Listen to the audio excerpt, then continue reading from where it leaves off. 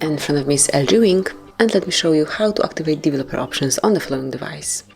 So first of all, you need to reach the settings, then find and select System, and click on About Phone. Here you need to reach Software Info, and now once you see build number, just click on it 7 times. And as you can see, from now on you are a developer, so let's go back, and now you can find developer options right here. Just click to open, tap on OK, and here you can use all the features, all the options. All you need to do is just to click on each switcher. For example, if you'd like to force RTL layout direction, just mark it here,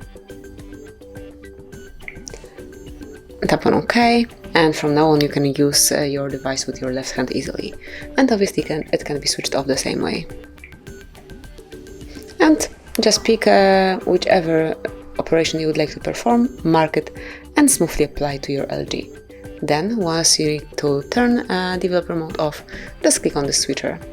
And that's it, this is all. Thank you for watching. Please subscribe our channel and leave the thumbs up.